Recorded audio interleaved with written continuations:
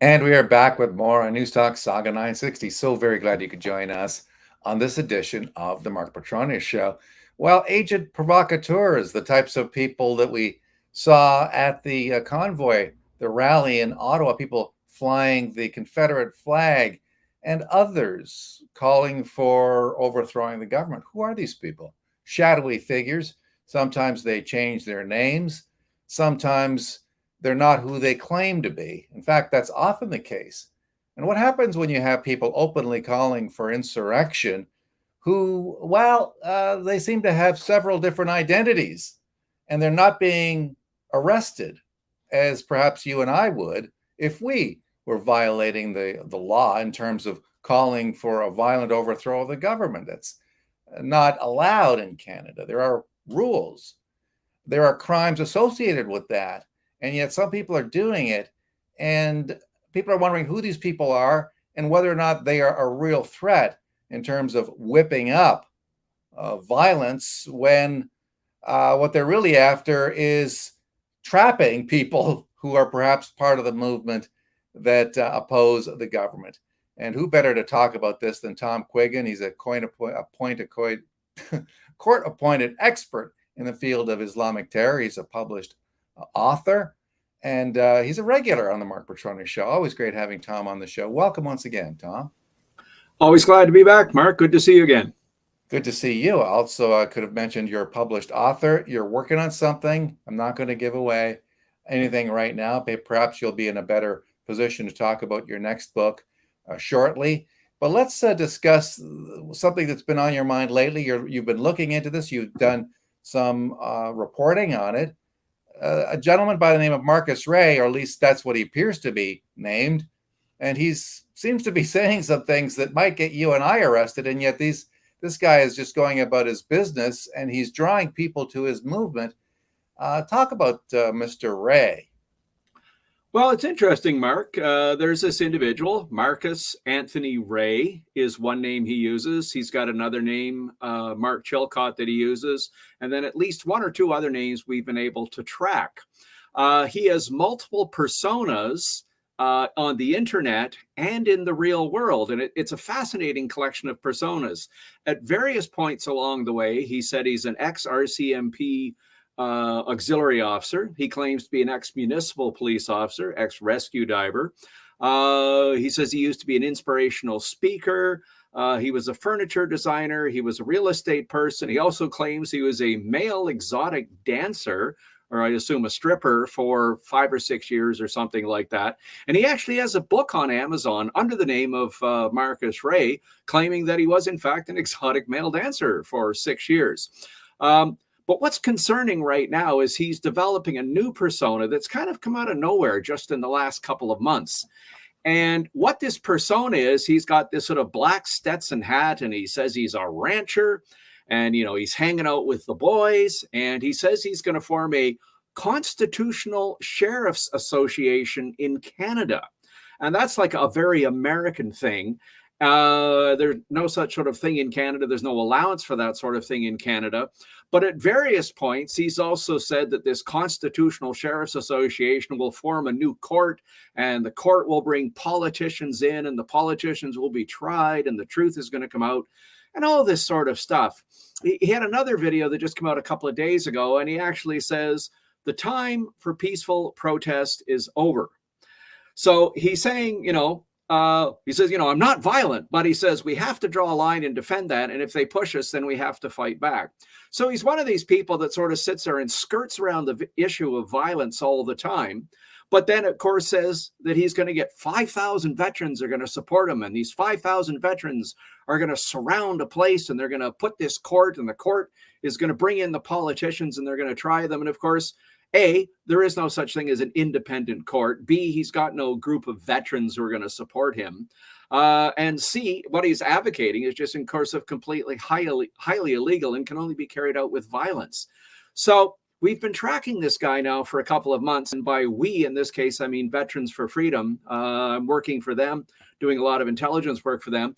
And we're trying to put a picture together of this guy and saying, why is he allowed to go around the country and advocate violence? Why is he allowed to recruit people for violence? And who is he really? And we've had some interesting conversations with people. We've got a couple of interesting recordings that were done at meetings where the discussions rotate around the idea of the end of peaceful protest and the next step. Now, he also in these videos says, something big's about to happen in Canada. And when the big thing happens, you might get a phone call and you got to get out there and support the veterans and support the police. He also says that 3/4 of the military and the police are going to support his big action that he's going to take, which again, we think is absolute nutterism. But the reason we're concerned is not just because some guy's out there spouting a bunch of nonsense. If that's all it was, maybe we wouldn't care about it so much. But what's happening to us at Veterans for Freedom is we're getting lots of people coming to us and saying, hey, have you heard of this Marcus Ray? What do you think of his plan? Is it a good idea? Should we join it? And of course, we're telling people, no, avoid this guy like the plague. He is drawing people into a circle of violence. He is trying to create a political space where the idea of violence becomes acceptable. And perhaps the single most interesting thing about this guy, other than his multiple personas and multiple names, is he has no visible means of support. We don't know who pays him. We don't know where he gets his money from. He's got guys driving back and forth across Canada, a truck towing a trailer, trying to recruit people to his cause. All this stuff costs money, but he's got no visible means of support. So we have worked, and by we, I mean Veterans for Freedom, we have worked with law enforcement at the municipal level, the provincial level, and at the federal level. We have extensively briefed them on this guy's associates, his background, his personas, his advocacy of violence. We have expressed our deep concern about the idea he is trying to recruit vulnerable people to move over towards a violent cause. And we've expressed our concern that we see people now within his orbit are actually planning violent actions where they're talking about creating martyrs for the cause. And of course, creating a martyr for a cause means getting somebody killed. So in frustration out of all of this, we've decided to go public. We did our own video, Veterans for Freedom. You can see it on YouTube if you look it up. And we're going public with folks like you going to the media and saying, why is it here in Canada right now? Folks can go around and advocate insurrection. They can advocate a constitutional sheriff's association. They can advocate an independent court that will forcibly try politicians. And why isn't law enforcement, government, or the mainstream media taking a much harder look at these people? So just to sort of conclude the bit of a rant here, Mark, we think that either A, he is a front for another individual or group that has money and they're looking to create more division and more anger and more violence in Canada, or alternatively, and we're going to suggest this with a completely straight face, that this guy may be an agent of the state.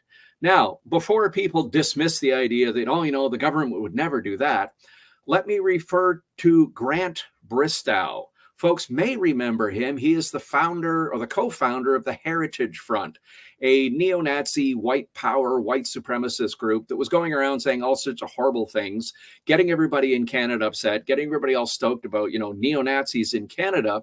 And after a couple of years of this foolishness, it was finally discovered that Grant Bristow was not a neo-Nazi. He was an agent of the state. In fact, he was on the payroll of CSIS doing this. And those of you of a certain age out there in Canada may remember that another federal agency used to go around burning barns now and again when it suited their political objectives. So we're just asking the question, here in Canada, how is it guys like this can advocate violence and insurrection, and the media and the government won't take a hard look at it? Mark, curious situation. Yeah, absolutely. It's a question that bears some scrutiny.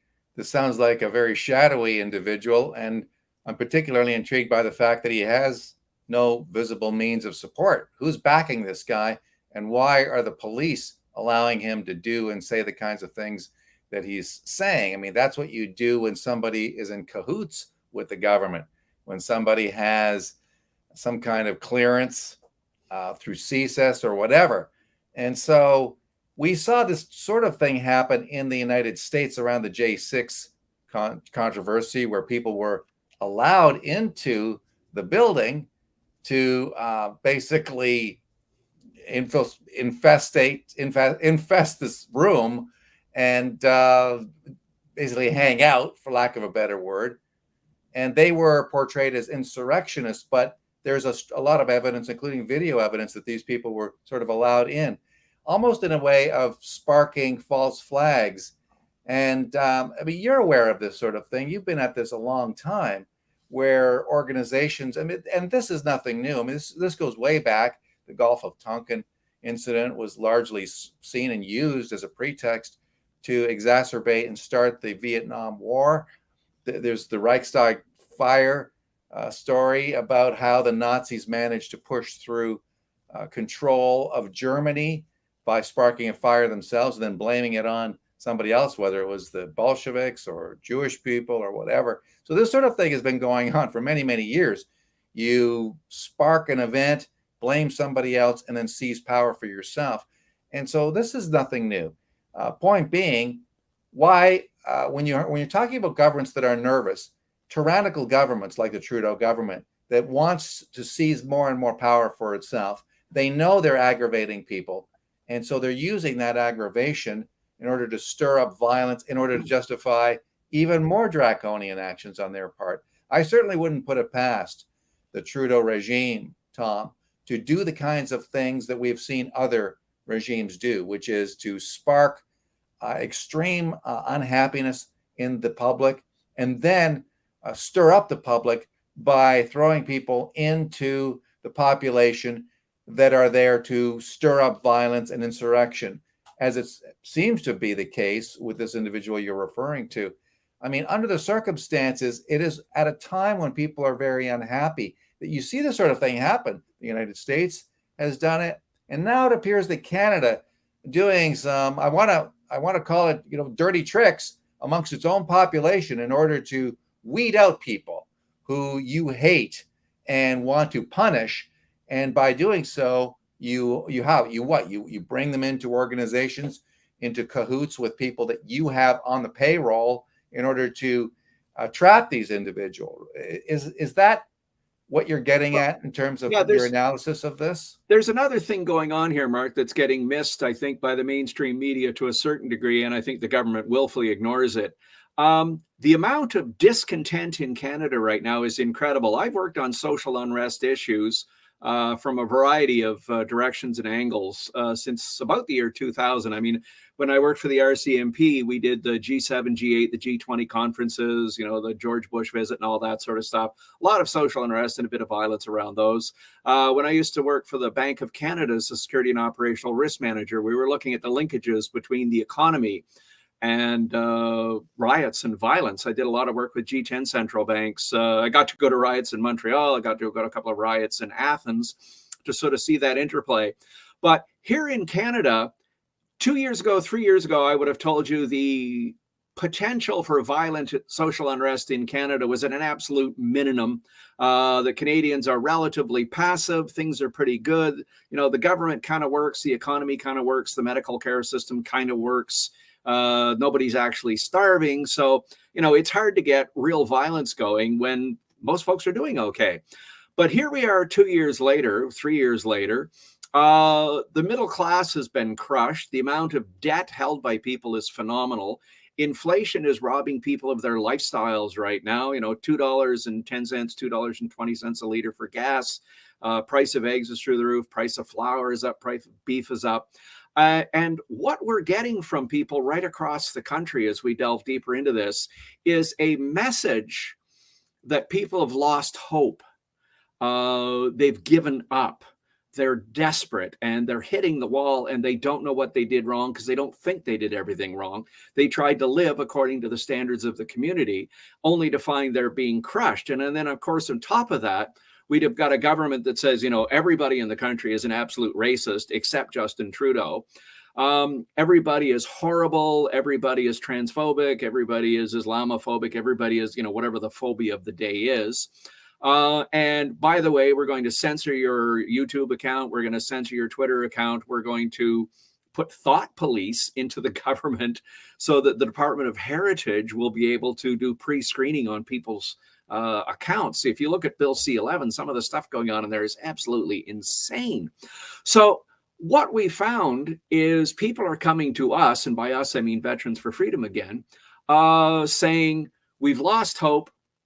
there is no future. Our children are suffering, and we hear our neighbors now talking about violence, and somebody needs to do something about this. So we're trying to bring this discussion to government. We're trying to bring it to the people. We're trying to educate folks and saying that we, veterans who've served in Bosnia, Croatia, Kuwait, Iraq, Afghanistan, Mali, Golan Heights, the Sinai Desert, every miserable place on the planet where there's violence.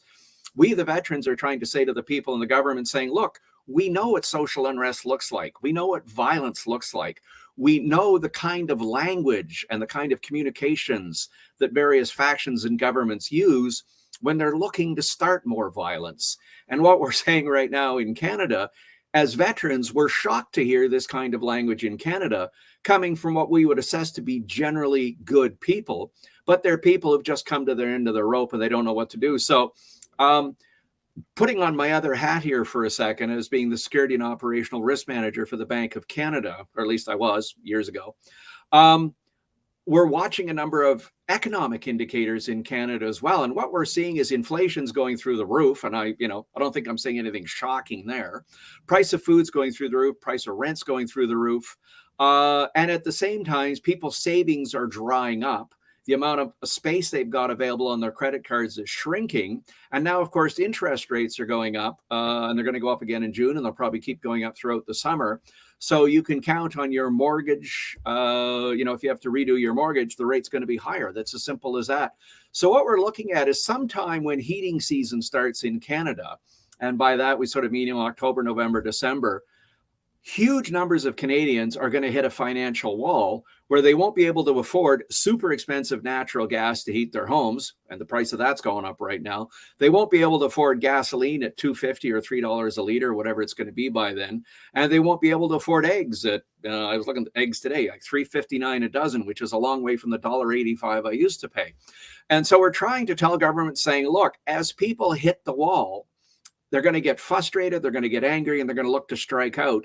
And our belief is that government needs to start paying attention now, start getting away from worrying about whether we have enough transgendered washrooms in hockey rinks or not, and start worrying about whether people have enough money to buy groceries this fall, Mark. Tom Quiggin joining us on Saga 960, coming to us from Ottawa, talking about the rising threat of violence, at least as it has been presented by those advocating it, and apparently not facing any real investigation. These people are not being arrested. They're just being allowed to continue recruiting others, perhaps unsuspecting people who think they're getting into something that will drive a freedom agenda, that in fact, maybe they're falling into a trap that's set by the government or certain organizations like CSIS and others. And so we've seen this sort of thing happen before. And whenever you see people doing what this individual is doing openly, you have to ask, why is this person being allowed to do so? And is this person basically serving as a way to draw out some of the opponents in government in order to trap these individuals? And now we see a willingness on the part of governments in Canada to have political prisoners. When you look at people who were associated with the convoy, now are behind bars, denied bail for weeks and weeks. We've seen pastors jailed, left in solitary confinement for 2 months. We had a fascinating conversation with Pastor Pulaski recently, who has drawn more and more support to his cause, internationally speaking. We're seeing the types of things happen in Canada that would have been unconscionable 3, 4, or 5 years ago, but now they seem to be happening every day, and we see actions by the government. And you alluded to them yourself, Tom, when you spoke about this push for censorship, this need to control media by either paying them off, which is what the Media Fund is doing, or regulating an online media, trying to bring those people into the fold so they don't report stories that you don't want. We're really moving into an authoritarian direction. And as we do so, it's not beyond the realm of possibility that the government is involved more and more in dirty tricks, especially when you look at how badly embarrassed and exposed they were during the convoy. To me, the convoy did one thing among other things that was particularly gratifying, which is to strip away the mask off these people who had pretended that they were pro-freedom when in fact they weren't. They're very much authoritarian in nature. And then once they proceeded with this protest, what happened was it really forced the government's hand. It forced them, put them in a position of doing things which would have seemed unconscionable, declaring martial law, the Emergencies Act, seizing assets, throwing people in jail for mischief, and then passing other draconian laws that were, I believe, and others agree with me, seem to be restricting Canadians' rights, charter rights to protest and speak out against things that they don't appreciate. Yeah. So I don't know if you want to weigh into that. I know that there's a lot there to unpack, but are we headed down a direction of real violence in Canada, not just having an agent provocateur lure people into a trap that would possibly see them getting arrested later on? Yeah. So one of the things we've been telling folks, and again, by we, I mean Veterans for Freedom, is we've been telling folks to say, look, if you're at a meeting somewhere, you go to a camp for the weekend with a bunch of guys and they're advocating actual violence. I don't mean a bunch of guys sitting around saying, the prime minister's an idiot. That's fine. That kind of talk goes on all the time. But if you're looking at people who are actually talking about buying guns and shooting things, tell your local law enforcement, that this is what's going on. And what we're getting back from people is saying, we won't talk to law enforcement. We don't trust law enforcement. The convoy, unfortunately, sent a message right across Canada that said law enforcement can't be trusted, especially at the senior levels. At the lower levels, there's a bit of trust left, but at the senior levels, it's really bad. So just for instance, we're getting feedback on this one as well.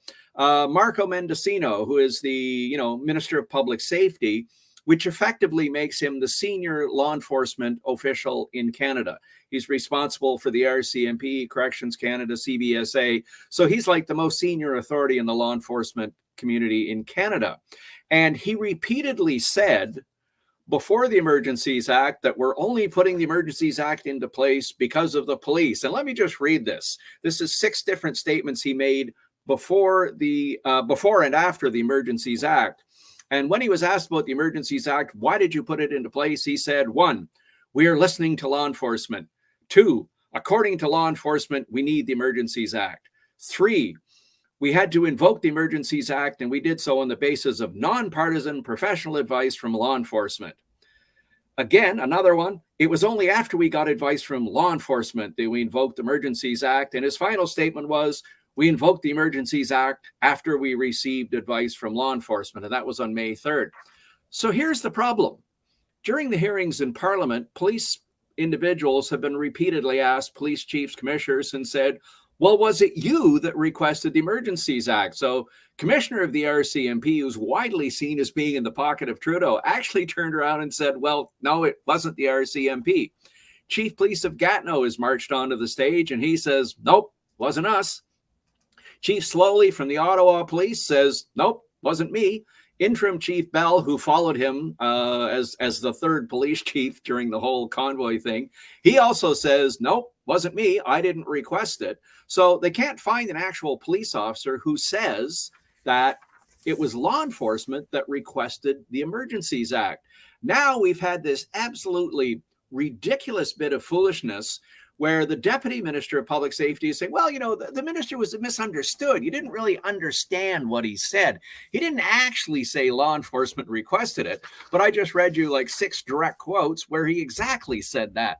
So in fact, we can listen to that, Tom. Let's listen a little bit to Minister Mendocino say exactly what you quoted him saying. We invoked the act because it was the advice of nonpartisan professional law enforcement. That's the reason why we had to invoke the Emergencies Act, and we did so on the basis of nonpartisan professional advice from law enforcement. We were following the advice of various levels of law enforcement, including the RCMP. After calling upon the police forces, we invoked the Emergency Measures Act. We wanted to be sure at bottom that we were giving law enforcement all of the tools and the resources that they needed. It was only after police told us that they needed this special power. The Ontario Association, the Canadian Association, law enforcement was very strong. I don't want to speak for every last serving member of law enforcement, but there was. He's not even speaking for any of them by the sounds of it. So it's very much a case of read my lips. The cops told us to do it. Obviously, they didn't, Tom. Yeah, so this is the kind of problem we're getting is I think people inherently want to believe in government, but we've got to that rather ridiculous 1984 George Orwell kind of situation where the party in the book 1984 actually told the people, do not believe what you see with your own eyes, believe what the party tells you. So here we have, a whole series of police chiefs, for instance, saying, nope, wasn't us, we didn't request it. But yet the government says, you have to believe us. It was the police that requested it. And of course, this goes on and on. There was the story about, there were shotguns found in the truck, and that's why we had to go after him. And of course, Chief Bell, when he was appearing in front of a parliamentary committee, was asked, how many shotguns did you find? And his answer was, well, it's a complicated investigation and charges haven't been laid yet. So the question was put to him again, yeah, okay, it's complicated, but how many guns were found? And again, he tried to sort of bloviate his way through the answer by saying, investigations take time and this. Anyway, finally, he was forced to answer the question. And the answer was there were 0 guns found in the trucks. The whole thing about we had to smash windows out of trucks and arrest drivers and drag them off because of weapons was a fake report. Came out of the Toronto Star. Toronto Star is trying to blame, an unnamed, unknown police source, saying that's who told them. But in fact, there was nothing there. So 2 or 3 years ago, I don't think in Canada, a Marcus Ray kind of individual would have been able to stir up the trouble because most people would have just looked at him and told him, take a hike, shove off, go away. But now, unfortunately, we find so many people who are so poor, so desperate, so angry, so frustrated. They feel abandoned by the system. They feel helpless. And here's the kicker. One of the key indicators for social unrest is not the fact that the government's abusing the hell out of the people. People will take all kinds of abuse and not revolt. Where they will get upset is if they lose hope for the future for their children. So people are willing to suffer pain, deprivation. They're willing to work at 2 jobs, etc., as long as they think their child's life will be better than theirs. And right now, of course, we're seeing Gen Z, the youngest cohort of people entering the workforce. They've got $50,000 student loans. They're living in their parents' basement and working at Starbucks, that kind of thing. So Gen Z is losing hope for the future. And more importantly, their parents have lost hope for them.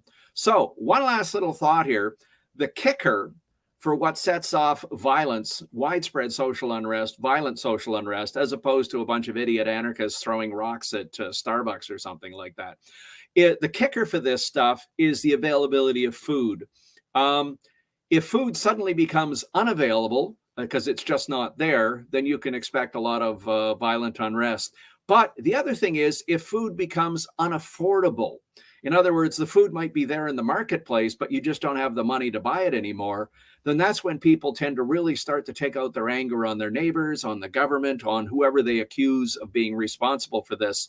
So when you look at what credit card debt is doing, when you look at what personal debt is doing, when you look at what HELOC debt is doing, when you look at mortgages, where they're going, when you look at the price of cars, the price of food, the price of gas, we can see that all of this is going to come to a head later on this fall, especially if Canada and our G7, G8 partners wind up in a much wider spread recession. So unfortunately, the Marcus Rays of the world right now are actually preaching to a potential audience that is receptive to this kind of message right now.